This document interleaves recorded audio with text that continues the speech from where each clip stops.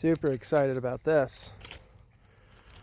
This is the freewheeling steering wheel horn button. Normally these things are destroyed, and actually the one in my truck is kind of broken up. I do have that, it's just in the house, but this one's all kind of busted up, so I am happy